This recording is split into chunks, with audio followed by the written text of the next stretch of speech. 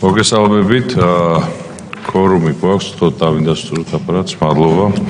წარმოადგენელია დღის წესრიგით, თქო წარმოადგენელი დღის წესრიგს უკანონმდებლობაში ვინ არის მომხრე, რომ ამ დღის წესრიგით ვხელძვანელოთ. დიდი მადლობა. შესაბამისად, დღის წესრიგით გათვალისწინებული პირველი საკითხი გახლავთ საქართველოს სივრცის დაგემარების არქიტექტურული და სამშენებლო საქმიანობის კოდექსის ცვლილების შესახებ. წარმოადგენელი მომხსენებელი ქალბატონი მაია ვითაძე, გთხოვთ ქალბატონო.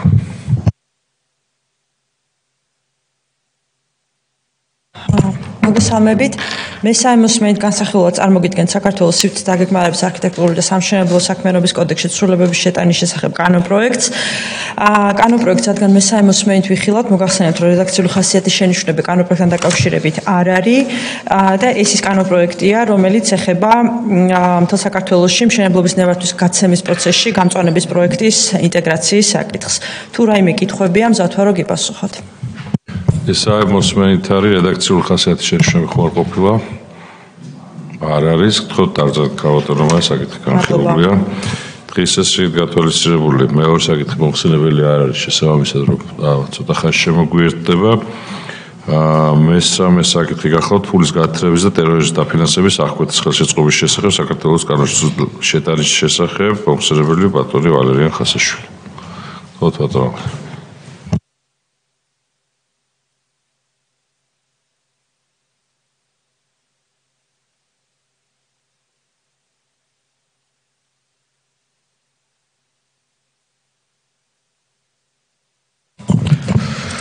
მოგესალმებით ყველას.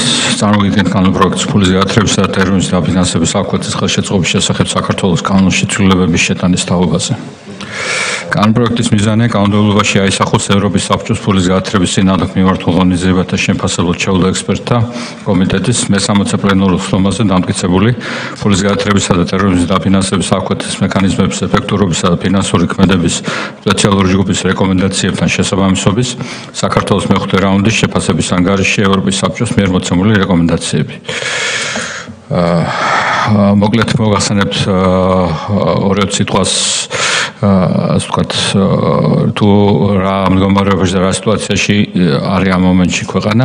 აღნიშნული შეფასების შემდეგ ჩვენი ქვეყანა არის follow-up-ის რეჟიმში, იმისათვის რომ ანუ დაგურების რეჟიმში, იმისათვის რომ ამ რეჟიმიდან გამოვიდეთ, ამისთვის საჭიროა ის რეკომენდაციები, რომელიც ჩვენს შეფასების რეპორტში არის დაფიქსირებული, სათანადოდ იყო შესრულებული, რაც გარკვეულ რეკომენდაციებზე, რომლებიც პრობლემური ამ მომენტსაც სულ 12 რეკომენდაცია არის ასეთი პრობლემური, მათზე მოხდეს შეფასების ანუ რეკომენდაციის რეიტინგის ამაღლება ნაწილობრივ შესაბამისიდან მეტწილად შესაბამისობამდე მინიმუმ. თუ სრულ შესაბამისობამდე აიწევა, უკეთესი იქნება, რა თქმა უნდა. ეხლა ცოტა კონკრეტულად თუ რა ტიპის შენიშვნებზე იყო საუბარი და რანაირად ხდება ამ საკითხის გამოსწორება წარმოადგენელი კანონპროექტის მეშვეობით. მალე შეფასების ანგარიშით ფულის გათხრებისა და ტერორიზმის დაფინანსების აღკვეთის ხელშეწყობის შესახებ საქართველოს კანონში არსებული ფულის გათხრების ტერმინის განმარტება შეფასდა როგორც არასათანადოდ ფართო. კერძოდ ექსპერტების მოსაზრებით ფულის გათხრების ტერმინი სიცხლის სამართლის კოდექსის 194 მუხლთან ერთად 186 და 194 პრიმ მუხლებსაც უნდა ითვალისწინებდეს.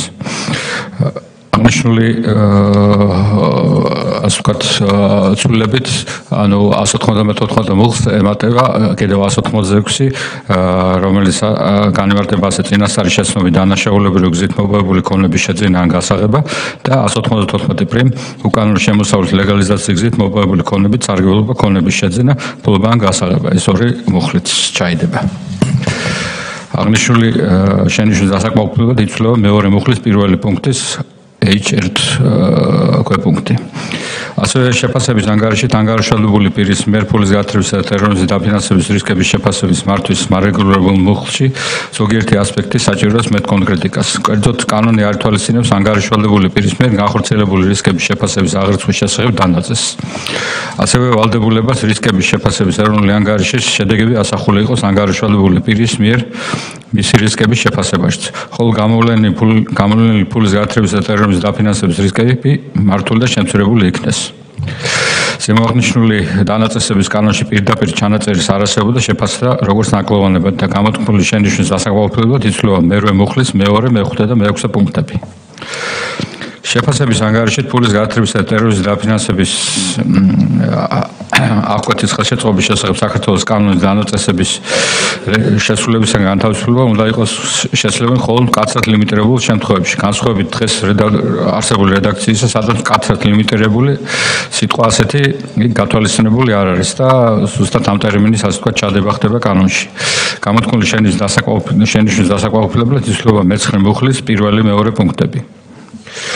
შეფასების ანგარიშით კანონმდებლობაში უნდა არსებობდეს ჩანაწერი, რომელიც ანგარიშვალდებულ პირას მისცემს შესაძლებლობას შეაჩეროს პრევენციული ღონისძიების განხორციელების პროცესი. გამოთქმული შენიშვნის დასაკმაყოფილებლად მე-11 მუხლს ემატება მერვე პუნქტი. შეფასების ანგარიშით არასრულყოფილია ფულის გათხრებისა და ტერორიზმის დაფინანსების აღკვეთის ხელშეწყობის შესახებ საქართველოს კანონის 21 მუხლით გათვალისწინებული პოლიტიკურად აქტიური პირის ოჯახის წევრის ტერმინი. აგრეთვე პოლიტიკურად აქტიური პირისათვის განსაზღვრული ღონისძიებები უნდა განხორციელდეს იმ ფიზიკური პირის მიმართაც, რომელსაც პოლიტიკურად აქტიურ პირთან სხვაგვარი სოციალური ან პოლიტიკური ურთიერთობა აქვთ. აგრეთვე კანონში უნდა არსებობდეს ჩანაწერი ბენეფიციარის სადაზღვო ანაზღაურების გაცემამდე იდენტიფიკაციის შესახებ. გამოთქმული შენიშვნის დასაკმაყოფილებლად იცვლება 21 მუხლის მე-5 პუნქტის A და B ქვეპუნქტები, ასევე მე-6 პუნქტი. შეფასების ანგარიშით ინფორმაცია, ანუ დოკუმენტი უნდა ინახებოდეს ისეთი ფორმით, რომ ანგარიშვალდებული პირის მიერ უნდა ინახებოდეს ისეთი ფორმით, რომ შესაძლებელი იყოს მისი დაუყოვნებლივი წარდგენა კომპეტენტური ორგანოებისათვის. სადღეისოდ არსებული რედაქციით არსებობს ვალდებულება, რომელიც გულისხმობს ინფორმაციის სადანადო ვადაში წარდგენას. გამოთქმული შენიშვნის დასაკმაყოფილებლად იცვლება 27 მუხლის მე-5 პუნქტი. შეფასების ანგარიშით ფულის გათხრებისა და ტერორიზმის დაფინანსების აღკვეთის ხელშეწყობის შესახებ საქართველოს კანონის 29 მუხლის მე-6 პუნქტით გათვალისწინებული გამონაკლისი არ შეესაბამება საერთაშორისო სტანდარტებს. და აღნიშნული შენიშვნის დასაკმაყოფილებლად 29 მუხლიდან ვიღებთ მე-6 პუნქტს. შეფასების ანგარიშით ფინანსური მონიტორინგის სამსახურის უფლებამოსილება ჩაატაროს ოპერაციული და სტრატეგიული ანალიზი არ არის ფულის გათხრებისა და ტერორიზმის დაფინანსების აღკვეთის ხელშეწყობის შესახებ საქართველოს კანონში პირდაპირ გაწერილი. გამოთქმული შენიშვნის დასაკმაყოფილებლად 34 მუხლს ემატება 1 პუნქტი. კანონპროექტის აღნიშნული ცვლილებების მიღებით ქვეყანა გაითვალისწინებს მანივალის რეკომენდაციებით გათვალისწინებულ მოთხოვნებს და შედეგად გადადგავს ნაბიჯს, რათა მოითხოვოს მთელ რიგ რეკომენდაციებზე შეფასების რეიტინგის აწევა. თუ რამე კითხვებია? დიდი მადლობა, მოგეხსენებათ, რომ ჩვენ ვართ სავალდებულო კომიტეტი ამ საკითხთან დაკავშირებით, კითხვები თუ გვაქვს? კითხვები არ გვაქვს, დიდი მადლობა ბატონო, თქოთ დავბრძანდეთ. მადლობა. საკითხი განხილულია, დღის წესრიგით გათვალისწინებული. შემდეგი საკითხი გახლავთ საქართველოს და ევროპის რეკონსტრუქციისა და განვითარების ბანკს შორის სასესხო შეთანხმება წარმომადგენელი ბატონი კაკალურიძე მეგონი არ არის. გადავიდეთ შემდეგ საკითხზე, შემოგვიერთდება ცოტა ხანში. შემდეგი საკითხი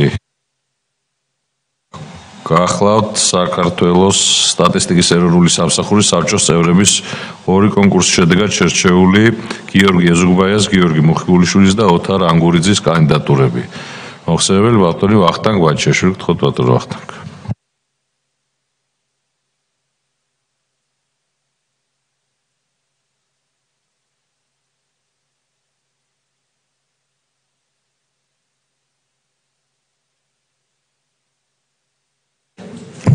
მოგესალმებით, წარმოგიდგენთ სამ კანდიდატურას, რომელიც შერჩეულია საქართველოს პრემიერ-მინისტრის ბრძანებით შექმნილი საკონკურსო კომისიის მიერ და ამ პირებს აქვთ ამ შემთხვევაში შემოტანილი განაცხადი საქსტატის საბჭოს წევრის ორ ვაკანტურ თანამდებობაზე. საკონკურსო კომისიამ შეარჩია სამი კანდიდატი: გიორგი ეზუგბაია, გიორგი მუხიგულიშვილი და ოთარ ანგურიძე. წარმოგიდგენთ მოკლე მონაცემებს მათ შესახებ და შემდგომში ისინი თქვენს წინაშე თავად წარსდგებიან და საკუთარ ხედვებზე და გეგმებზე გესაუბრებიან. გიორგი ეზუგბაია გახლავთ მაგისტრი, სოციალურ და პოლიტიკურ მეცნიერებათა მაგისტრი. ამჟამად იკავებს არის დოქტორანტი იგივე მეცნიერებაში, აქვს მდიდარი გამოცდილება როგორც კერძო ისე საჯარო სექტორში. 2019 წლიდან ხელმძღვანელობს აქტო ჯგუფს, არის მისი გენერალური დირექტორი და ეწევა კერძო საქმიანობას. მეორე კანდიდატი გახლავთ გიორგი მუხიგულიშვილი.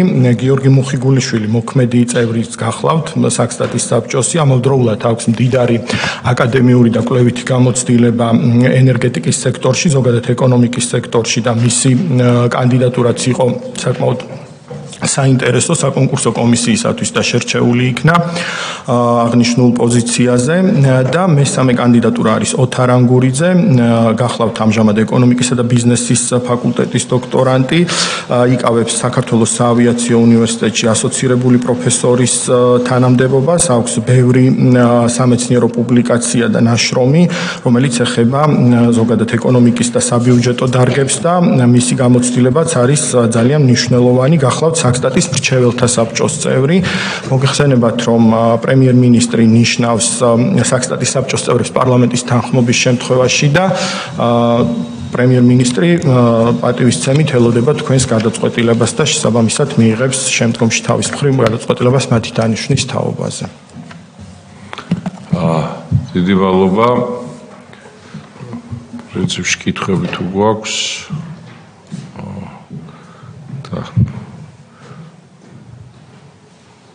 ბატონო ახტაკ შეგიძლიათ დავწერთ კითხვები არ გვაქვს გვაძლევთ.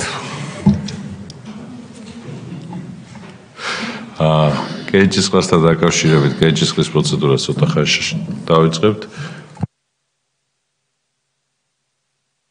კი ბატონო, შეგვიძლია ძალიან მოკლედ კანდიდატები თუ არიან 3 წუთი რეგლამენტით ის არ გეუბნებათ წარმოადგინოთ თქვენი თავი 3 კანდიდატი. ბატონო გიორგი, გთხოვთ მიკროფონთან 3 წუთი ძალიან მოკლედ გთხოვთ წარმოადგინოთ თქვენი თავი, გააცნოთ კომიტეტის წევრებს და ასევე მინდა ვთქო ბატონ გიორგი მოხიგულიშვილს და შემდეგ ბატონ ოთარ ანგურიძეს. მოგესალმებით. გიორგი ეზუგბაია, მოგესალმებით.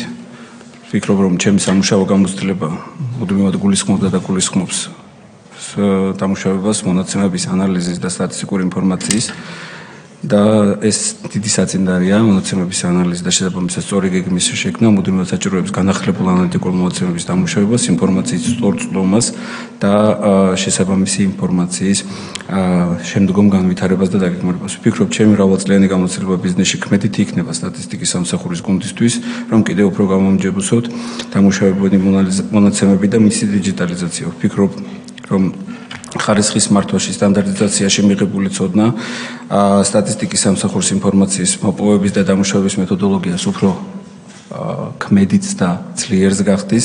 პრიორიტეტი მივანიჭოთ მონაცემთა გავრცელების თანამედროვე საშუალებებს, როგორიცაა ინფოგრაფიები, ვიდეორგოლები, ადვილად აღსაქმელი ცხრილები და გაუმჯობესებული დიზაინის მქონე რელიზები. ჩემი გეგმა ითვალისწინებს მონაცემთა ხარისხის გაუმჯობესებას, ადმინისტრაციული მონაცემების მაქსიმალური გამოყენებას და მენტ ინტერვენციას ინფორმაციული ტექნოლოგიების განვითარებაში, რაც დიდი მნიშვნელობა აქვს რესურსების ეფექტიანად გამოყენების თვალსაზრისით.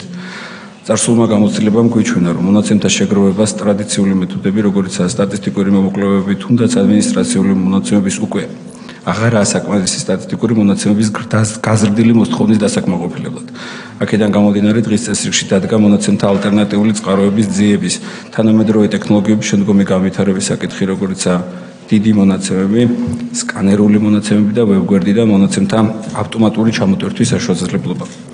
ამასთან გარდა იმისა, რომ მაღალი ხარისხის სტატისტიკის წარმოება ჩვენი უმნიშვნელოვანესი პრიორიტეტია, ჩემი უმთავრესი ამოცანაა მონაცემთა გავრცელება ისეთი ფორმით, რომელიც აადვილებს მათ გამოყენებას, უზრუნველყოფს სწორ ინტერპრეტაციას და აუმჯობესებს დაგეგმვის და გადაწყვეტილების მიღების პროცესის ნებისმიერ დონეზე.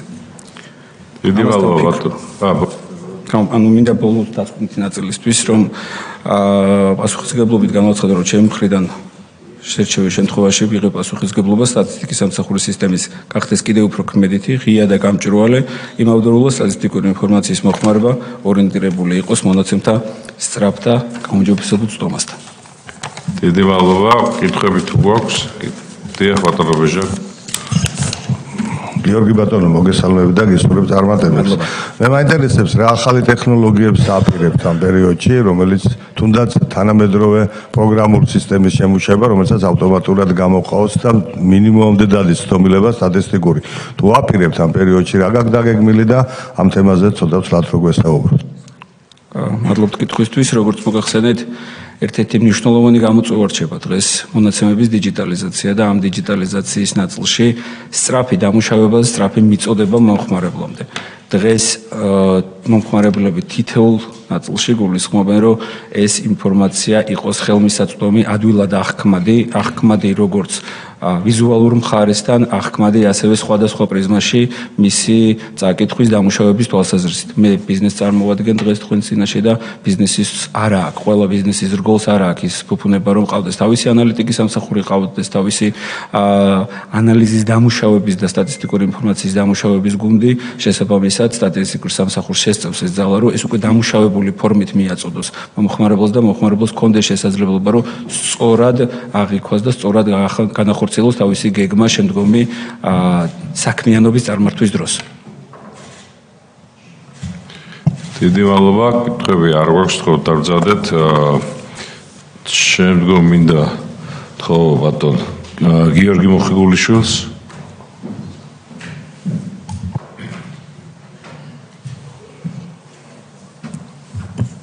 მოგესალმებით. როგორც უკვე მოგახსენეთ, მე გასული 4 წლის განმავლობაში საქსტატის წევრი ვიყავი, აქტიურად ვიყავი ჩართული მის შიდა საქმიანობაში, მეთოდოლოგიურ ნაწილში მათ შორის, ასევე სტრატეგიის შემუშავებაში. ბევრს არ ვილაპარაკებ იმაზე, თუ რა არის შემდგომი გეგმები, გამომდინარე იქიდან, რომ სტრატეგიაში საკმაოდ კარგად და ნათლად გვაქვს აწერილი ის ძირითადი გამოწვევები, შესაძლებლობები და ძირითადად სუსტი მხარეები, რომელთა გაძლიერებაზეც გვინდა შემდეგი 4 წლის განმავლობაში იმუშაოს. საქსტატმა ჩემი ძირითადი მიმართულება გარდა იმისა, რომ ვიყავი ფართო სპექტრის სხვადასხვა მიმართულებები ჩართული მეთოდოლოგიების შემუშავების ნაწილში, ასევე ძირითადი ფოკუსი არის ენერგეტიკა და გარემოსდაცვითი მონაცემების ხარისხის გაუმჯობესება. ერთის მხრივ ეს არის კლიმატის ცვლილების მიმართულებით და მეორეს ენერგეტიკული ბალანსის, ენერგეტიკული უსაფრთხოების და ევროკავშირის ენერგეტიკული და კლიმატის ინტეგრირებული გეგმის შემუშავების მხარდაჭერა ენერგეტიკული პოლიტიკის მონაცემები, ის ძირითადი მონაცემები, რომელიც ასევე მდგრადი განვითარების მიზნებისთვის არის საჭირო, ამ მონაცემების ხარისხის გაუმჯობესება და მოპოვება, ასევე როგორც უკვე აღნიშნე, სტრატეგიით განსაზღვრული ის 6 ძირითადი მიმართულებისთვის ხელშეწყობა. მოკლედ ეს მინდოდა მეთქვა. დიდი მადლობა. კითხვები თუ გვაქვს? კითხვები არ არის, გთხოვთ დავბრძანდეთ და მინდა ახლა ბატონო თავს თქო.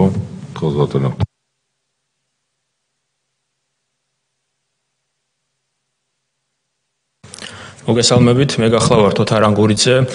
როგორც უკვე ითქვა ჩემთან დაკავშირებით ჩემს მოკლე ბიოგრაფიულ აღწერაში, მე უკვე 2018 წლიდან ვარ სტატისტიკის სამსახურის მრჩეველთა საბჭოს წევრი, მანამდე მუდმივად ვარ ამ სტატისტიკური ინფორმაციის შეგროვებისა და თვითონ გადამუშავების და მე უკვე გავრცელების პროცესში ჩართული აქტიურად, იქიდან გამომდინარე, რომ ვარ აკადემიურ და სამეცნიერო საქმიანობაში აქტიურად ჩართული და დღესაც ვარ ასოცირებული პროფესორი, შესაბამისად აქედან გამომდინარე ვფიქრობ, რომ ჩემი არჩევა ამ ვაკანტურ თანამდებობაზე იქნება უფრო მეტად ინტეგრირებული და ხელს შეუწყობს როგორც სტატისტიკური ინფორმაციების დამუშავებას, ასევე გავრცელებასაც. ერთი მხრივ ვფიქრობ, რომ სტატისტიკის ეროვნულ სამსახურს უახლოესი გამოწვევა აქვს, რომელიც მომავალ წელს ელოდება, ეს არის საყოველთაო აღწერის შესახებ აღწერა თვითონ და ბუნებრივია აქ აქტიურად ვხედავ ჩემს ჩართულობას, იქიდან გამომდინარე, რომ საკმაოდ რთული პროცესია, იქნება საკმაოდ ბევრი გამოწვევები და ამასთან იქნება შესაბამისად ძალიან მნიშვნელოვანი უფრო მეტი ჩართულობა. ყველაზე ასევე ძალიან მნიშვნელოვანი ფაქტორად ვთვლი, რომ ამ პროცესში არის ის, რომ სტატისტიკურ ინფორმაციას ჯერ კიდევ ყავს ძალიან ცოტა მომხმარებელი, რაც ვფიქრობ, რომ იწვევს სანდოობის ნაწილში ძალიან ბევრ კითხვის ნიშანს სტატისტიკის სამსახურის შესახებ, იწვევს ასევე ძალიან დიდ გამოწვევებს, იმიტომ რომ ჩვენ მუდმივად ხედავთ ამ სტატისტიკური ინფორმაციების შესახებ სხვადასხვა არასწორ ინტერპრეტირებას თვითონ თვითონ ციფრებისაც, თვითონ მონაცემებისაც და შესაბამისად დასკვნებიც აქედან გამომდინარეობს. ამიტომ ვფიქრობ, რომ ჩემი ჩართულობა უშუალოდ ამ პროცესში იქნება, რომ უფრო სწორედ მოხდეს ინფორმაციების გადამუშავებაც, მიწოდებაც და შესაბამისად ჩემი საქმიანობიდან გამომდინარე ხელი შეუწყო ამ სტატისტიკური ინფორმაციების პოპულარიზაციას და გავრცელებას. ამდენად ვთვლი, რომ ძალიან მნიშვნელოვანია, რომ სტატისტიკური ინფორმაციები იყოს უფრო მეტად გავრცელებადი ჩვენს ქვეყანაში, უფრო მეტად დავიდეს თითოეულ მოქალაქებამდე და რაც თვითონ ხელ შეუწყობს ინფორმაციების სწორად აღქმასა და გადამუშავებას. დიდი მადლობა, თუ რამე კითხვა გექნებათ, ვსათვარ გიპასუხოთ. მადლობთ, კითხვები თუ გვაქვს, კითხვები არ გვაქვს, ხო დავბრძანდეთ მაშინ. დიდი მადლობა. მინდა ხო აპარატს რომ მოგეხსენებათ, რომ ფარული კენჭისყრა არის და შესაბამისად ჩავატაროთ კენჭისყრის პროცედურა და ბატონო ბეჟა, მინდა გთხოვოთ, რომ თქვენ ხელმძღვანელობთ ხმის დათვლის პროცედურებს. აპარატს მინდა ვთხოვო, რომ უზრუნველყოს საკითხი და კენჭისყრის შემდეგ გადავიდეთ დღის წესრიგით გათვალისწინების შედეგის საკითხზე და მოხსენებთ თქვენი იქნებით ბატონო არჩი, როგორც კენჭისყრის პროცედურებს ჩავატარებთ.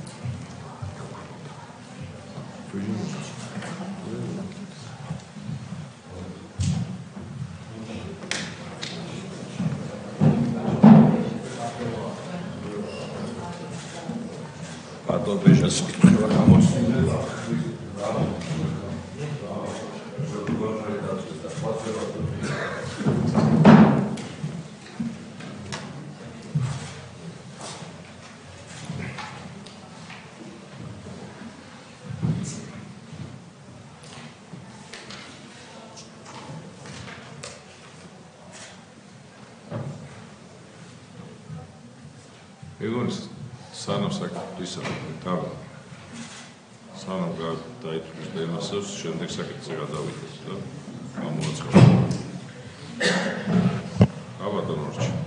სანამ დათვლის პროცედურები და ისინი გაგრძელდება, წარმოადგენთ საკითხი და რო არ დავკარგოთ მაგით. დავალოდოთ.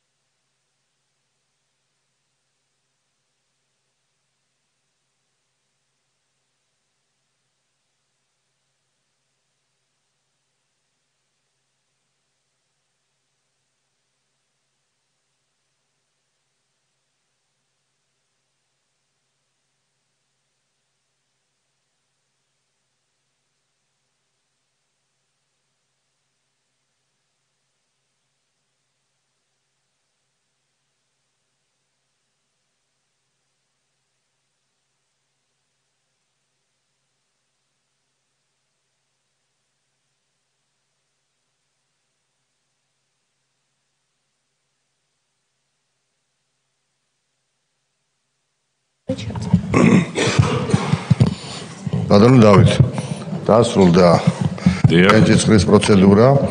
მონაწილეობა მიიღო 9 დეპუტატმა და ეხლა გავშეჭებთ რა ხდება ეს როგორი ხდება.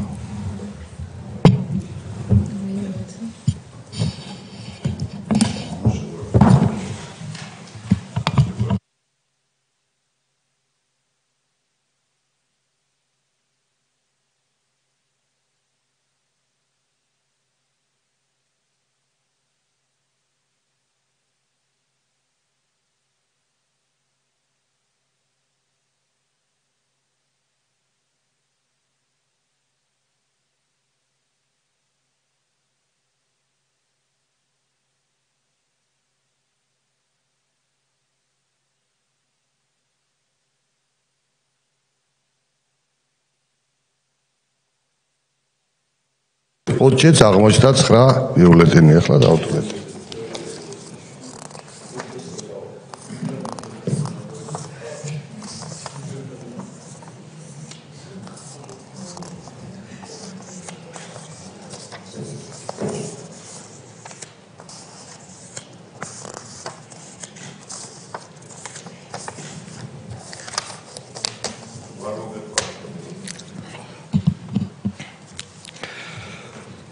გიორგი ეზურბაია 9 ხმა. გიორგი უხიგულიშვილი არც ერთი ხმა და ოთარ ანგურიძე 9 ხმა. დიდი მადლობა, ეს არის შედეგები, დიდი მადლობა სამი კანდიდატს მონაწილეობისთვის. გადავიდეთ მაშინ დღის წესრიგით გათვალისწინებულ შემდეგ საკითხზე. ბატონო არჩევ გთხოვთ წარმოადგინოთ ეს გახლავთ საავტომობილო ტრანსპორტის შესახებ საქართველოს კანონის ცვლილების შეტანით თაობაზე.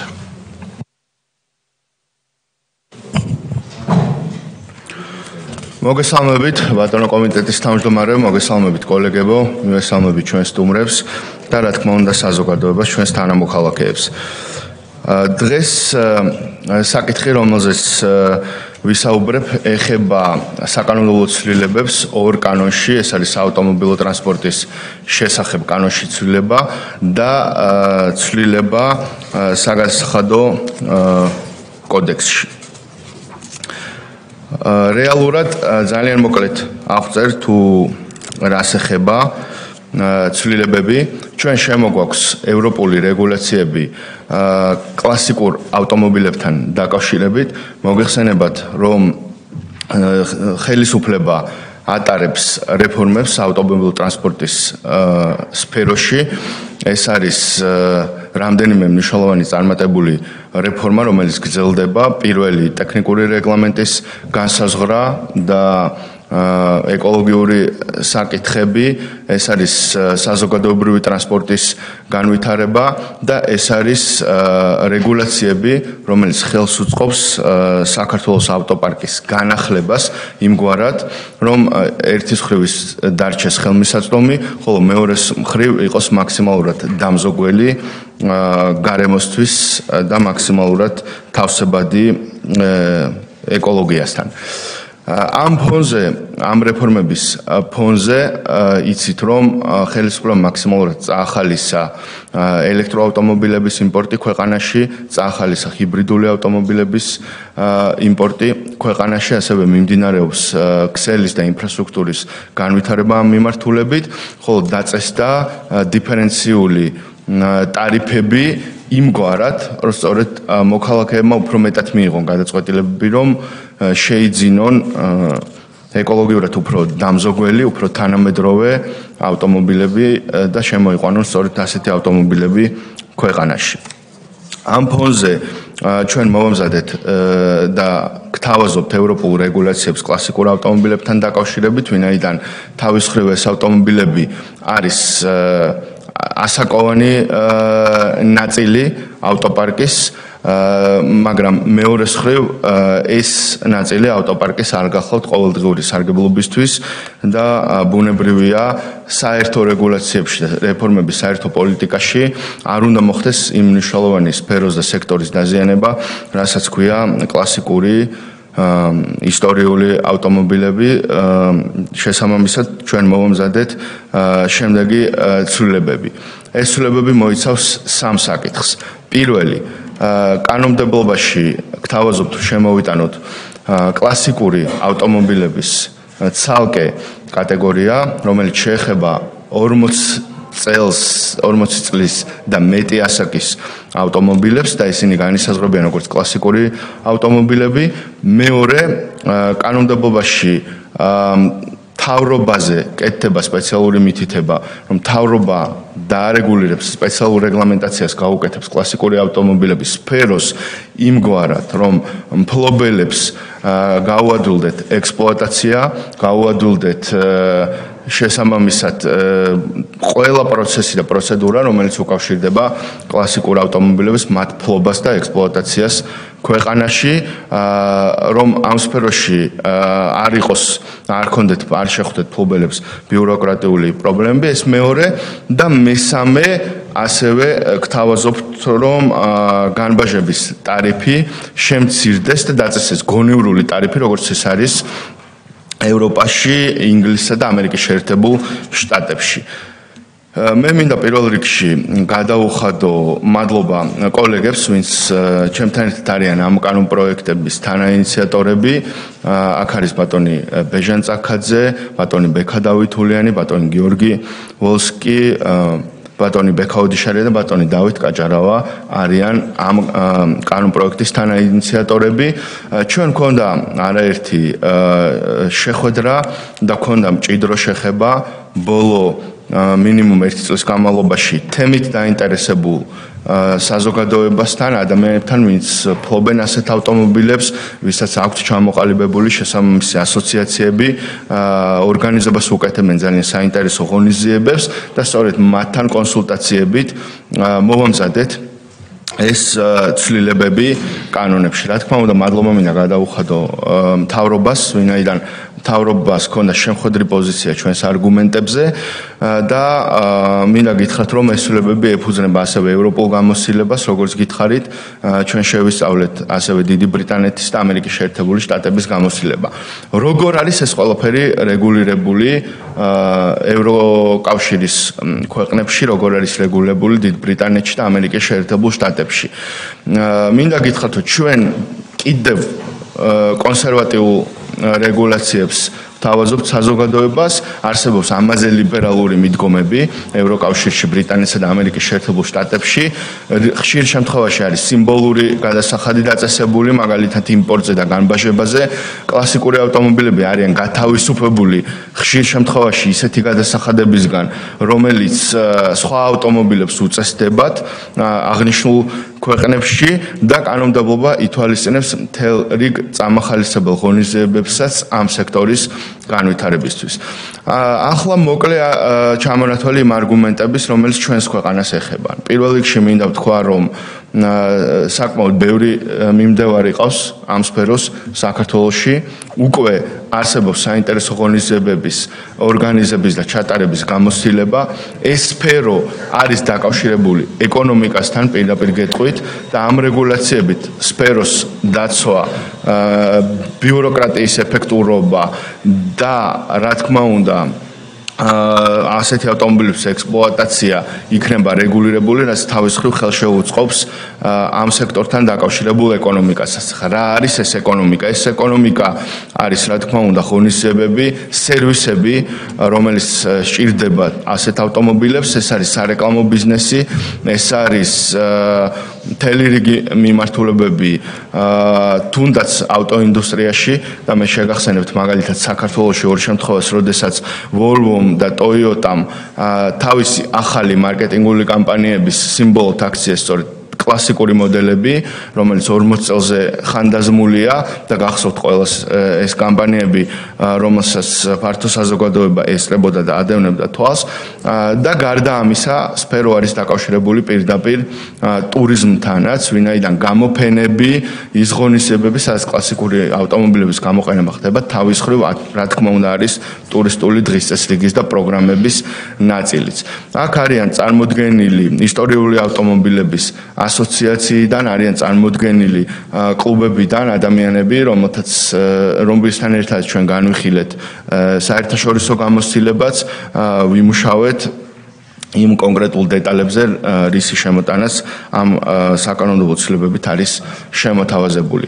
ეს ძალიან მოკლედ რომ გითხრათ, ასევე ჩემი მხრივ როგორც თანაინიციატორი იმ კონსულტაციებზე და იმ უკავშირზე დაყრდნობით, რომელიც ჰქონდა კანონის ინიციირების შემდეგ ასოციაციების, კლუბების, ფლობელების მხრიდან, შემოვდივარ ასევე დღეს წინადადებით, რომ კანონპროექტში შემოთავაზებული განბაჟების ტარიფი, რომელიც არის 1.5 ლარი კანონპროექტის დოკუმენტით, ასევე შემოვდივარ წინადადებით, რომ აქაც შევიტანოთ ცვლილება და დავაწესოთ გადასახადი 1 ლარის კუბურ სანტიმეტრზე 1 ლარის ოდენობით. ამასთან დაკავშირებით მე მქონდა კომუნიკაცია და რა თქმა უნდა იმ არგუმენტებზე დაყრდნობით, რომელიც მივიღეთ სხვადასხვა მხრიდან, სწორედ გთავაზობთ დამატებით ამ ცვლილებასაც დღევანდელ სხდომაზე. საკითხი უკვე ჩვენმა კოლეგამ ვიცე-სპიკერმა ბატონმა ვოლსკიმ გამოიტანა საფინანსო საბიუჯეტო კომიტეტზე. დღეს არის მეორე კომიტეტი, სადაც ამას განვიხილავთ. შესაბამისად, ყველას მადლობას გიხდით ყურადღებისთვის, რომ მზად ვარ უპასუხო თქვენ შეკითხვებს. დიდი მადლობა, კითხვებით უკვე აღნიშნულ საკითხთან დაკავშირებით. კითხვები არ გვაქვს, დიდი მადლობა ბატონ ვარჩილ, ძალიან საინტერესო ინიციატივისთვის. დაუბრუნდეთ თუ შეიძლება დღის ეს რიგით გათვალისწინებულ საკითხებს მოხსენებლები არ იყვნენ წეღან ეს გახლავთ საქართველოს სივრცის დაგეგმარების არქიტექტურული და სამშობლო საქმიანობის კოდექსის ცვლილების შეტანის თაობაზე. მეორე მოსმენით კალბატონინო გთხოვთ წარმოადგინოთ საკითხი. მოგესალმებით. მეორე მოსმენით წარმოგიდგენთ საქართველოს სივრცის დაგეგმარების არქიტექტურული სამშენებლო საქმიანობის კოდექსში ცვლილებას.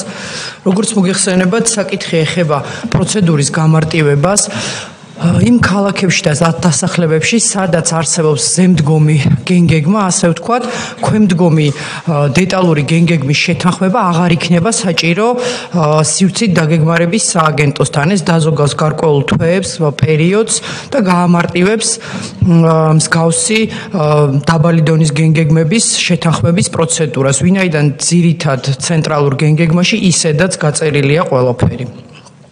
გთხოვთ დაგვიჭიროთ მხარი. დიდი მადლობა, ეს გახლავთ მეორე მოსმენით, როგორც მოგეხსენებათ, შესაბამისად საკითხი საჭიროს მუხლოვრივ განხილვას. ორი მუხლია სულ პირველ მუხლში თუ იყო რამე ცვლილება? არა. მეორე მუხლში? არც მეორე. დიდი მადლობა, საკითხი განხილვულია, გთხოვთ დაბრძანეთ. მადლობთ. წარმოგიდგენთ შემდეგ საკითხს, ეს არის საქართველოსა და ევროპის რეკონსტრუქციისა და განვითარების ბანკის შორის სასახლე შეთანხმების შესახებ. გთხოვთ ბატონო გიორგი წარმოადგინოთ საკითხი. დიდი მადლობა, მოგესალმებით. წარმოგიდგენთ ევროპის რეკონსტრუქციისა და განვითარების ბანკთან გაფორმებულ ახალ ხელშეკრულებას. საკითხი ეხება თბილისის მეტროს მოდერნიზაციის პროექტს. მოგეხსენებათ, ჩვენ 2020 წელს დავიწყეთ საუბარი და მოლაპარაკებები თბილისის მეტროს მოდერნიზაციაზე. პირველი ეტაპი ეს იყო, როდესაც ევროპის რეკონსტრუქციისა და განვითარების ბანკთან გაფორმდა ხელშეკრულება მოძრავი შემადგენლობის მოდერნიზაციაზე და ამავდროულად დეპოს მშენებლობის ნაწილზე, თუმცა მოგეხსენებათ თბილისის მეტრო უკვე 50 წელზე მეტია ემსახურება ქალაქს და შესაბამისად ექსპლუატაციის ვადის ამოწურვა ძალიან ახლოს არის უკვე დათვალიერების შედეგად უკვე აღინიშნება გარკვეული ჰიდროიზოლაციის დარღვევების დენითი პროცესები და ასე შემდეგ. ამიტომ საჭიროა მეტროსადგურების სრული რეაბილიტაცია განხორციელდეს. ამ ეტაპზე ჩვენ რაც შეთანხმება გვაქვს ევროპის რეკონსტრუქციისა და განვითარების ბანკთან არის 50,600,000 ევრო სესხის სახით, რომელსაც ემატება 5 მილიონი ევრო გრანტის სახით, თუმცა სესხის თანხას ჩვენ ყოფთ ორ ნაწილად. პირველი ტრანში იქნება 30,3 მილიონი ევრო, ხოლო მეორე ტრანში იქნება 20,3 მილიონი ევრო. სესხის პირობებს რაც შეეხება, ეს იქნება 18 წლიანი სესხი, მათ შორის 4 წელი იქნება შეღავათიანი პერიოდი, საპროცედურო განაკვეთი იქნება ცვლადი და დაფუძნებული იქნება 6 თვიანი ევრიბორზე, რომელსაც დაემატება 1%-იანი მარჟა, თუმცა ჩამორიცხვის დღეს უფრო გეცოდინება ევრიბორის ცვალებადობიდან გამომდინარე, მოგეხსენებათ, ახლა საკმაოდ მაღალ დონეზეა ევრიბორის მაჩვენებლები.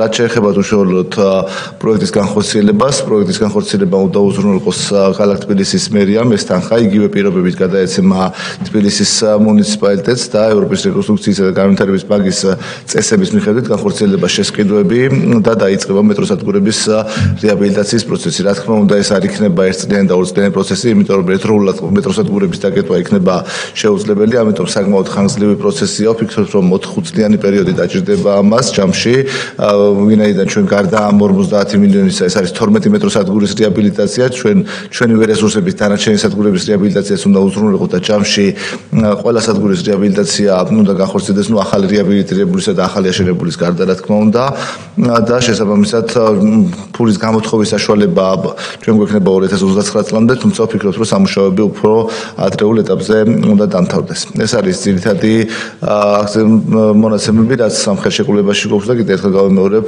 თბილისის მეტროს 12 სადგურის რეაბილიტაცია ამ თანხის პაკეტში დაგეგმეთ. დიდი მადლობა. ახეთი რეპორტს გავიმეორებ. მადლობთ, კითხვები აღნიშნულ საკითხთან დაკავშირებით არ გვაქვს, თქო დავწერთ ბატონო გიორგი. დიდი მადლობა. მოგეხსენებათ, რომ მეექვსე საკითხის მომხსენებელი საზღვაო შრომის კონვენცია ვერ ჩამოვიდა, ამიტომ შესაბამისად გადაიდება შემდეგ კომიტეტის ხდომაზე დღის წესრიგით გათვალისწინებული. შემდეგი საკითხი გახლავთ ეროვნული სივრცითი მონაცემების ინფრასტრუქტურის შესახებ. ბატონი თორნიკე ჭეიშვილი, გთხოვთ ბატონო თორნიკე წარმოგიდგენთ. მადლობთ ბატონო დავით, მოგესალმებით, პატივისმოვალ დეპუტატებო, დამჭერ საზოგადოებას მევესალმები. წარმოგიდგენთ პირველი მოსმენით ეროვნული სივრცითი მონაცემების ინფრასტრუქტურის შესახებ საქართველოს კანონის პროექტს და მისგან გამომდინარე საჯარო რეესტრის ეროვნული სააგენტოს შესახებ კანონში ასევე შესატანცრულებას. პრინციპების დონეზე მოგახსენებთ, რომ ეს ახალი საკანონმდებლო აქტი მიზნად ისახავს იმ სამართლებრივი ბაზის გაჩენას, რომელიც ჯერჯერობით არ არსებობს სივრცითი მონაცემების ელექტრონული ფორმით დამუშავებასთან და მონაცემების გაზიარებასთან დაკავშირებით. ვინაიდან აქამდე იყო აპრობირებული პრაქტიკა, რომლის მიხედვითაც ძირითადად მატერიალური სახით დგებოდა შესაბამისი რუკები, რომელზეც ხდებოდა სხვადასხვა ინფორმაციის დატანა. ჩვენ ამ შემთხვევაში უკვე გვთავაზობთ, რომ ეს ყველაფერი მოწესრიგდეს თანამედროვე ელექტრონული ფორმით და შესაბამისად წარმოდგენილი საკანონმდებლო აქტის პროექტიც არის თავიდან ბოლომდე აგებული იმაზე, რომ სამი ძირითადი, ასე ვთქვათ, კატეგორიის ინფორმაცია, როგორიც გახლავთ სივრცითი მონაცემები, მეტამონაცემები და ქსელური სერვისი იყოს მოწესრიგებული, რაც შეიძლება, ასე ვთქვათ, მწყობრად. მე უფრო დეტალურად მოგახსენებთ, რას გულისხმობ ახლა თითოეულ მათგანში. პირველი ის, რომ ესე იგი სივრცითი მონაცემები ჩვენ შეგვიძლია დავყოთ პირობითად ორ ნაწილად, ეს არის საბაზისო მონაცემები და თემატური მონაცემები. წარმოიდგინეთ, რომ იქნება გეოპორტალი, ანუ ამ გეოპორტალს აქვს ბუნებრივია თავისი სავიზიტო ბარათი ვებგვერდის სახით და ამ გეოპორტალზე არის ერთი მხრივ კარტოგრაფია, გეოდეზია, ტოპონიმები, სხვა მსგავსი სტანდარტული მონაცემები დატანილი, მეორე მხრივ როცა ლაპარაკი არის თემატურ მონაცემებზე, აქ უკვე ჩვენ ვეხებით მაგალითად სახელმწიფო სერვისებს, კულტურულ ობიექტებს და ასე შემდეგ. მეორე მხრივ როცა ლაპარაკი არის მეტამონაცემებზე, ესე იგი მეტამონაცემები ეს არის ინფორმაცია თავად აი ამ სივრცით მონაცემებთან დაკავშირებით. ანუ მაგალითისთვის ავიღოთ სკოლის შენობა და ამ სკოლის შენობასთან მიმართებით, როდესაც ჩვენთვის საინტერესო ობიექტს გავხსნით, ჩვენ მოგვეწოდება ინფორმაცია და ხელმისაწვდომი იქნება ინფორმაცია იმის შესახებ, თუ როდის არის მაგალითად ეს სკოლის შენობა აგებული, რა ტევადობის არის და ასე შემდეგ და ასე შემდეგ. და მესამე ეს არის როგორც გითხარით ქსელური სერვისები, რაც გულისხმობს აი ამ სივრცითი ინფორმაციის, ასე ვთქვათ, საძიებო სისტემის შექმნას და არა მარტო ძიების, ასე ვთქვათ, სერვისს, არამედ მეორე მხრივ ჩამოტვირთვის სერვისაც, რაც იქნება მთელი რიგი ბიზნესისთვის, ვფიქრობ, სასარგებლო, მაგალითად შეიძლება ეს იყოს, არ ვიცი, სხვადასხვა ტურისტული ბიზნესი, ან თუნდაც ტაქსის სერვისი და ასე შემდეგ, რომელიც საშუალებას მოგცემს, რომ სისტემატიზებულად შესაბამისად შესაბამისი ინფორმაცია, მონაცემები იყოს ხელმისაწვდომი ელექტრონულ რუკებზე. აგრეთვე ერთ-ერთი მთავარი მიზანი, რაც ამ საკანონმდებლო აქტის პროექტს გააჩნია, არის ის, რომ გახდეს შესაძლებელი ევროპის კავშირის წევრი ქვეყნების სივრცითი ინფორმაციის ერთიან ინფრასტრუქტურაში ჩვენი ქვეყნის ინფრასტრუქტურის ინტეგრაცია. ესეც რა თქმა უნდა ჩვენს ქვეყანას გაცილებით უფრო საინტერესოს გახდის პოტენციური ინვესტორებისთვის, იმიტომ რომ სტანდარტი იქნება ამ შემთხვევაში აბსოლუტურად ერთგვაროვანი, ანუ ევროკავშირის წევრი სახელმწიფოებისა და ქართული სტანდარტი იქნება იდენტური და სხვათა შორის ეს ასევე ძალიან წაადგება ზოგადად ევროპის კავშირში ინტეგრაციის პროცესსაც. ასევე როცა ლაპარაკი არის აი ამ ინფორმაციის მართვაზე, რა თქმა უნდა, აქ შემოდის ეროვნული კოორდინატორის სახით საჯარო რეესტრის ეროვნული სააგენტო. ეს იქნება ის უწყება, რომელიც შესაბამის სუბიექტებს და სუბიექტებში ამ შემთხვევაში მე გულისხმობ როგორც სახელმწიფო უწყებებს, ისე გარკვეულ შემთხვევებში კერძო სამართლის იურიდიულ პირებს და ფიზიკურ პირებს, რომლებსაც თავისი ასე ვთქვათ ფუნქციებიდან გამომდინარე უწევთ რაღაც ფორმით შეხება დამუშავება აი ამ სივრცითი ასე ვთქვათ ინფორმაციისა, გეოგრაფიული მონაცემებისა, ესე იგი რეესტრი ითანაშრომლებს ძალიან აქტიურად აი ამ სუბიექტებთან იმისათვის, რათა იქნეს მიღწეული, როგორც გითხარით, ერთიანი სტანდარტი, ანუ ამას ჩვენ თვითონ კანონის ენაზე უწოდებთ ინტეროპერაბელობას და ამის ხარჯზე რაც შეიძლება მარტივი და ღია იყოს სივრცით მონაცემებზე წვდომა ნებისმიერი დაინტერესებული პირისათვის.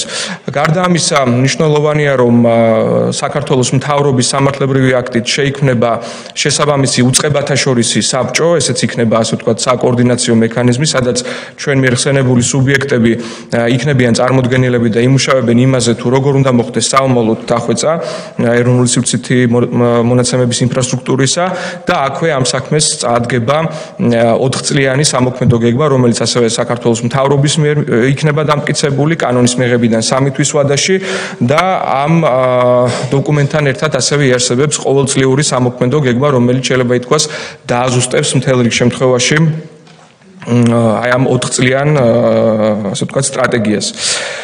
რა შეიძლება ითქვას ბიზნესთან მიმართებით, ანუ როგორ წაადგება ეს ყველაფერი ბიზნესს, რა თქმა უნდა, როდესაც ხელმისაწვდომი იქნება სხვადასხვა გეოგრაფიული მონაცემები თუ ზოგადად სივრცითი მონაცემები აი ამ ერთიან გეოპორტალზე, ეს როგორც წეგან აღნიშნე ერთი მხრივ ვფიქრობთ ხელს შეუწყობს ინვესტორების მოზიდვას და მეორე მხრივ თვითონ ქვეყნის შიგნითაც ერთიორად გაამარტივებს ბიზნესის კეთების პროცესს, ამდენად წაახალისებს ეკონომიკის ზრდას.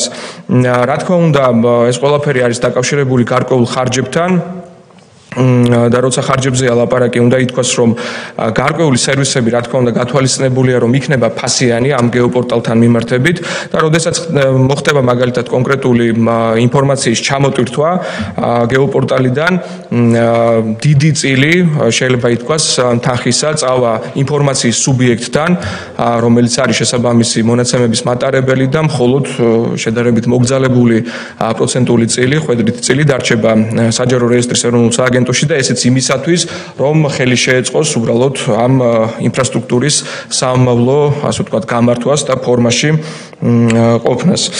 იმასაც გეტყვით, რომ ამ საკანონმდებლო აქტის პროექტის ინიცირება იყო დაკავშირებული მსოფლიო ბანკის წინაშე ნაკისრ ერთ-ერთ ვალდებულებასთან, ეს არის მწვანე და მდგრადი განვითარების პოლიტიკის ღონისძიებების პაკეტის პირველი პროექტი და დაახლოებით 2 კვირის წინ სწორედ ასე ვთქვათ 50 მილიონი ამერიკული დოლარი იქნა გამოყოფილი ჩვენი ქვეყნისათვის მსოფლიო ბანკის მხრიდან, როგორც გითხარით, ერთ-ერთი ინდიკატორი გახდათ შესაბამის საკანონმდებლო აქტის პროექტის ინიცირება. მეორე კანონპროექტთან მიმართებით მე არ შევჩერდები დიდხანს, ვინაიდან აქ მხოლოდ ტექნიკური ცვლილება შედის, კერძოდ ამ ასე ვთქვათ კანონის მესამე მუხლში ხდება დაზუსტება, რომელიც თავის მხრივ აწესრიგებს საჯარო რეესტრის ეროვნული სააგენტოს კომპეტენციებს იმისა, რომ ასე ვთქვათ აი ამ კოორდინირებელ ფუნქციას შეასრულებს ეროვნული სივრცითი მონაცემების ინფრასტრუქტურასთან მიმართებით საჯარო რეესტრის ეროვნული სააგენტო. ეს არის ძირითადი პრინციპები, რომელიც არის წარმოდგენილი ამ საკანონმდებლო აქტის პროექტით. თუ არის კითხვები, რა თქმა უნდა, დიდი სიამოვნებით მზადვარ, რომ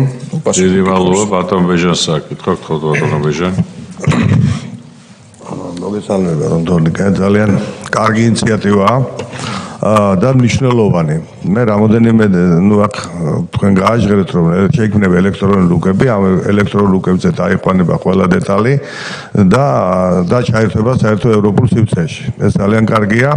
ეს მოითხოვ ძალიან დიდ თანხებს. თქვენ თქვით რომ უკვე სოფლიო ბანკიც არის ჩართული და 50 მილიონი ჩარიცხეს. ეს მოითხოვს ყველა აბსოლუტურად ყველა ამ ლოკაციების დაგეგმას, სოფლების დაგეგმას, ეს ტაძრები იქნება წადებარობს რა ადგილზე, იმიტომ რომ ელექტრონული სივრცით მიაგნოს ვისაც სურს, ხო? აი 4 წელი თქვი, თქვენ 4 წელიწადში რა ეტაპობრივად მოხდება რეგიონების მიხედვით, პირველი ქალაქი უკვე ბევრი ქალაქი უკვე გაკეთებულია ალბათ და ეს უბრალოდ მონაცემები შეყვანა, სოფლები დასანომრია, მას ქუჩის სახელი. აი ძალიან ბევრი პრობლემასთან არის დაკავშირებული და ამიტომ დროში და სივრცეში როგორ არის ეს გაწერილი წლების მიხედვით მოკლედ თუ შეგიძლიათ ამაზე გვესაუბროთ. კი ბატონო, გმადლობთ ბატონო ბეჟან. ესე იგი, თქვენ როგორც ზანეთ, მთელ შემთხვევაში უკვე ეს მონაცემები არსებობს. უბრალოდ არის ასე ვთქვათ გაბნეული სხვადასხვა სუბიექტებთან. ეს არის თვითმმართველობის ორგანოები, ეს არის ცენტრალური ხელისუფლების ორგანოები და ასე შემდეგ. ამიტომ, რა თქმა უნდა, პირველი ეტაპი დაიწყება სწორედ იმით, რომ რაც უკვე არსებული არის, მოხდეს ამის სისტემატიზაცია და ამის ასე ვთქვათ თავმოყრა ერთ ადგილას. შემდგომი ეტაპი რა თქმა უნდა იქნება ის, რომ რაც ჯერჯერობით არ არსებობს, რისი სისტემატიზაციაც არ მომხდარა, დაემატოს ეტაპობრივად. მაგალითად თქვენ ახსენეთ დამისამართების საკითხი სოფლების და ამაზე ჩვენი უწყება ძალიან აქტიურად მუშაობს საქართველოს მთავრობის ადმინისტრაციასთან და სხვა პარტნიორ ჩვენს კოლეგა უწყებებთან ერთად, რომ რაც შეიძლება მალე მოხდეს ასე ვთქვათ ამ პროექტის წარმართვა და უკვე ყველა სოფელში იყოს ასე ვთქვათ შესაძლებელი დამისამართების განხორციელება და შესაბამისად პროაქტიულად რა თქმა უნდა რაც ახალი ინფორმაცია გაჩნდება ეს შეიძლება ითქვას რომ ავტომატურ რეჟიმში უკვე გადავა დიახ ხსენებულ გეოპორტალზე 4 წლიანი სამოქმედო უბრალოდ 4 წლიანი სტრატეგია იმიტომ არის ნახსენები რომ ითვლება 4 წლის თავზე ჩვენ უკვე უნდა მივახციოთ იმ სტანდარტს რომელიც იქნება როგორც უკვე ვახსენე ევროკავშირის წევრი სახელმწიფოების ინფორმაციის აი ამ ინფრასტრუქტურის სტანდარტის დონეზე აყვანილი თუმცა აი ეს ყოველწლიური სამოქმედო გეგმა რა თქმა უნდა ჩვენ საშუალებას მოგწევს რომ გაცილებით უფრო ეფექტიანად მოვახდინოთ შესაბამისი ნაბიჯების განსაზღვრა. ასევე იმასაც გეტყვით რომ უკვე პროტოტიპი აი ამ გეოპორტალის არსებობს სატესტო რეჟიმში ეს მუშაობს და გარდა იმისა რომ ტექნიკურად ასე ვთქვათ ეს ვებგვერდი შექმნილი არის ასევე მუნიციპალიტეტებთან კარგახნით ადრე სხვათა შორის დაწყებული არის თანამშრომლობა და პილოტირება აი ამ ასე ვთქვათ პროექტის. მაგალითად გორის მუნიციპალიტეტში იყო ასეთი რამდენიმე წლის წინ, როდესაც ესე იგი ეროვნული საჯარო რეესტრის ეროვნული სააგენტოს ასე ვთქვათ შუამდგომლობით მოხერხდა ინფორმაციის გარკვეული ნაწილის უკვე გადმოტანა აი ამ ასე ვთქვათ პროტოტიპზე.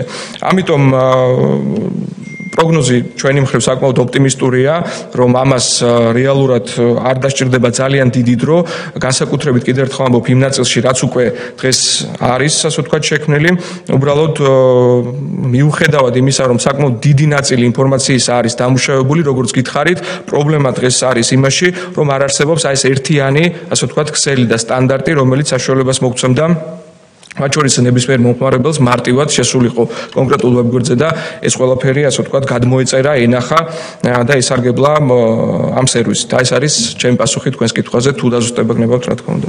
კი ბატონო. თხოვთ დაზუსტოთ ბატონო ბეჟა. ფინანსებთან მაინტერესებს ფინანსებს მიმართულებით კითხვა.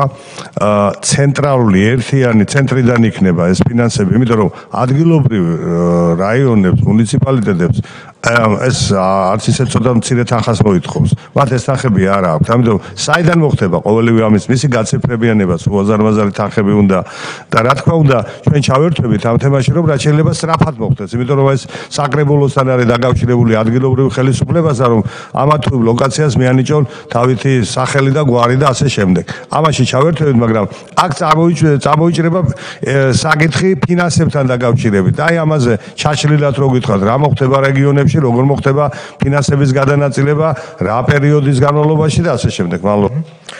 კი ბატონო, გმადლობთ კითხვისთვის. ამ კითხვას პასუხსცემს წარმოდგენილი კანონპროექტის მე-15 მუხლი, სადაც არის პირდაპირ საუბარი დაფინანსებაზე. ესე იგი, ერთი მხრივ, როცა ჩვენ საუბრობთ ამ სტრატეგიაზე და ყოველწლიურ პროგრამაზე, საუბარია იმაზე, რომ კოორდინატორის ყოველწლიური სამოქმედო გეგმის იმპლემენტაციის უზრუნველსაყოფად საჭირო ღონისძიებები შესაძლებელია დაფინანსდეს სახელმწიფო ბიუჯეტიდან.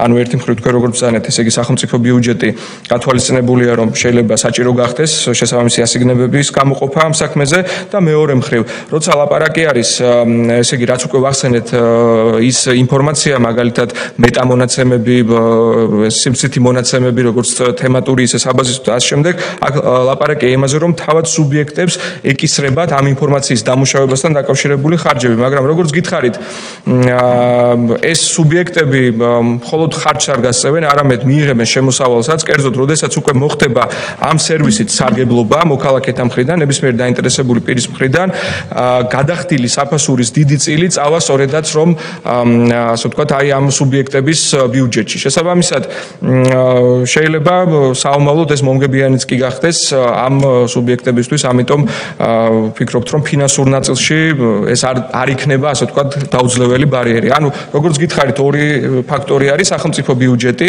რომელიც საჭიროებისამებრ, ესე იგი, იქნება ამ პროექტის წარმატების ერთგვარი გარანტორი და მეორე მხრივ თავად სუბიექტების ბიუჯეტები, თვითმმართველობები, ხელისუფლების ორგანოები და ასე შემდეგ.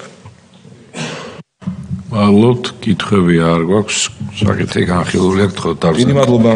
ბატონო თორნიკე, დღის წესრიგით გათვალისწინებული შემდეგი საკითხი გახლავთ. გრანტების შესახებ საქართველოს კანონის ცვლილების თაობაზე, შეტანის თაობაზე, ქალბატონი ლია გიგაური, გთხოვთ ქალბატონი ლია.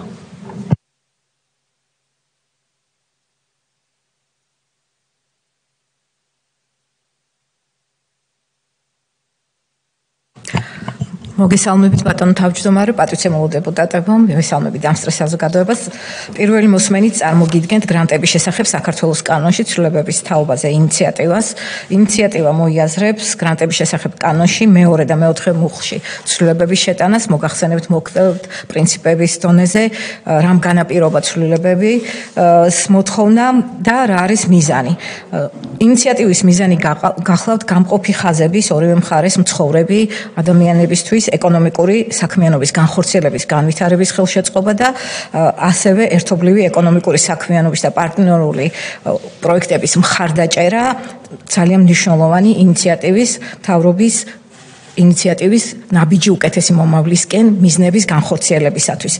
მოგეხსენებათ ამ ინიციატივის განმახორციელებელი ერთ-ერთი მნიშვნელოვანი სტრუქტურა გახლავთ მშვიდობის ფონდი.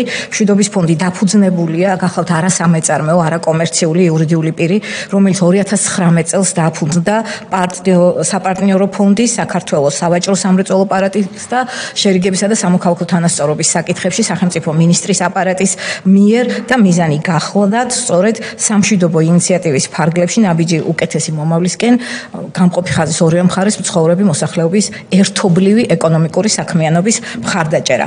ფონდი 2021 წლიდან გასცემს გრანტებს ფიზიკურ პირებზე. მოგეხსენებათ გრანტების შესახებ საქართველოს კანონიდან განმომდინარე, იგი ვერ ახორციელებს საქართველოში რეგისტრირებული მეწარმეების საგრანტო დაფინანსებას. აქედან გამომდინარე, რომ შეზღუდული აქვს ეს საშუალება, ფონდს არ შეუძლია დააფინანსოს ერთობლივი ორგანიზებული ქართულ-აფხაზური და ქართულ-ოსური ბიზნეს ინიციატივები, როდესაც მათი მიზანია საქართველოს კანონმდებლობით დადგენილი წესით ერთობლივი სამეწარმეო საქმიანობის განხორციელება. ამიტომ შემოვდივართ ინიციატივით, რომ განხორციელდეს ცვლილებები გრანტების შესახებ კანონში და მეორე მუხლს დაემატოს პირველი ორი პრიმა პუნქტი, შემდეგი შინაარსით გრანტად ითვლება ასევე არასამეწარმეო, არაკომერციული იურიდიული პირის მშვიდობის ფონდის უკეთესი მომავლისთვის მიერ საწესდებო მიზნების შესაბამისად სამეწარმეო მიზნებით გაცემული გრანტი, ხოლო მეოთხე მუხლს დაემატოს I პრიმა პუნქტს დაემატოს, შემდეგი I ორი პრიმა ქვეპუნქტი, საქართველოში რეგისტრირებული მეწარმე სუბიექტი, არასამეწარმეო, არაკომერციული იურიდიული პირის მშვიდობის ფონდის უკეთესი მომავლისთვის მიერ საწესდებო მიზნების შესაბამისად სამეწარმეო მიზნით გაცემული გრანტი. მოგეხსენებათ, რამდენად მნიშვნელოვანია ერთობლივი პროექტების განხორციელება, სამშვიდობო მიზნების განსაზღვრული იმ მიღწევებისათვის, რომელიც დადგენილია და რომელიც ინიცირებული აქვს საქართველოს მთავრობას, შესაბამისად აღნიშნული ინიციატივა დაეხმარება ამ მიზნების უკეთ რეალიზებას და რაც მთავარია, იურიდიულ პირებს ექნებათ საშუალება ჩართული იყვნენ საქმიანობაში და ფონდმა დააფინანსოს მათი საქმიანობა.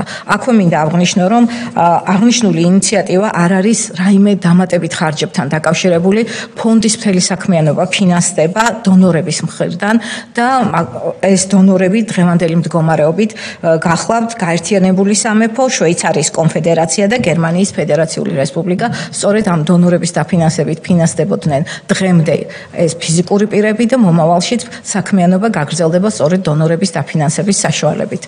ეს არის მოკლედ ის ინიციატივა, რომელიც გვინდოდა წარმოგვედგინა, შეკითხვების არსებობის შემთხვევაში გეპასუხებთ. დიდი მადლობა. დიდი მადლობა, ბატონო ბეჟან, გთხოვთ.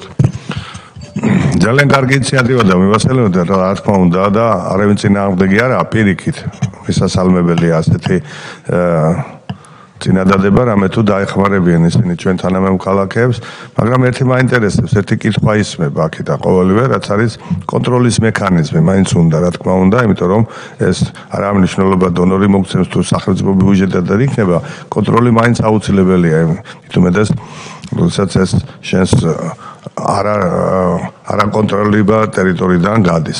კონტროლის მექანიზმები თუ გაქვს შემუშავებული ამასთან დაკავშირებით და რა არის ყოველივე ეს? დიდი მადლობა შეკითხვისთვის. რა თქმა უნდა, ფონდმა 2021 წლიდან უკვე განახორციელა 100-მდე პროექტი და შეიმუშავა კონტროლის მექანიზმი. არც ერთი დონორი არ მოდის დაფინანსებაზე, თუ ეს კონტროლის მექანიზმები არ არის. უბრალოდ ჩვენ ახლა დეტალურად აქ ღია ფორმატში არ შეგვიძლია ამ მექანიზმებზე გახსნილად ვისაუბროთ, შეგვიძლია დამატებით ამაზე ინფორმაცია მოგაწოდოთ, მაგრამ მინდა გითხრათ, რომ დივერსიფიცირებული კონტროლის მექანიზმები ნამდვილად არის უკვე აწყობილი და ვითარდება ეს კონტროლის მექანიზმები, მით უმეტეს რომ არც ერთი ინიციატივა, რომელიც ხორციელდება ოკუპირებულ ტერიტორიაზე, არ არის მხოლოდ ოკუპირებულ ტერიტორიაზე დაფუძნებული ან არსებული საწარმოს ინიციატივა იქნება, უბრალოდ უნდა მეთქვა და რა თქმა უნდა ეს არ არის მხოლოდ ცალმხრივი ინიციატივები, ეს არის ორმხრივი, როგორც კონტროლირებად, ასევე არაკონტროლირებად ტერიტორიაზე მცხოვრები პირების დღემდე და მომავალში გათვალისწინებული იქნება ერთობლივი საწარმოების დაფინანსება, შესაბამისად გამომდინარე იქიდან, რომ კონტროლირებად ტერიტორიაზე არის პარტნიორი, არსებობს ის პერკეტები, რომელთაც შესაძლებელია გაკონტროლდეს გრანტების მიზნობრივი ხარჯვა და რა თქმა უნდა შედეგები, რომელიც მიიღწევა ამ ეკონომიკური საქმიანობის შედეგად. დიდი მადლობა, კალბატონია. აღნიშნულ საკითხთან დაკავშირებით კითხვები არ გვაქვს, გთხოვთ დავბრძანდეთ და გადავიდეთ დღის წესრიგით გათვალისწინებულ შემდეგ საკითხზე. ეს გახლავთ ნებაყოფლობითი კერძო პენსიის შესახებ დაზღვევის შესახებ საქართველოს კანონმდებლობის შეტანის თაობაზე მოხსენებელი ბატონი გიორგი გურგეიძე. გთხოვთ ბატონო გიორგი.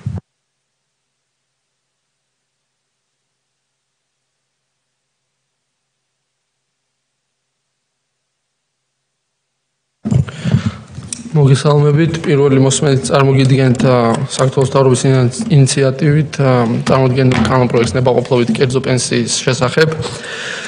კანონპროექტზე მუშაობა დიდი ხანია მიმდინარეობდა სხვადასხვა საერთაშორისო დონორებთან ერთად და ბაზრის მხარეებთან და მოიაზრებს ევროკავშირის დირექტივასთან დაახლოებას ერთის მხრივ, ხოლო მეორე მხრივ ასევე ცვლილებას იმ ესე ვთქვათ კერძო ნებაყოფლობითი საპენსიო სქემების, რომელიც დღეს საქართველოში 1998 წლის კანონით მოქმედებს, რომელიც თუმცა არაა ფუნქციური თავის შინაარსიდან გამომდინარე.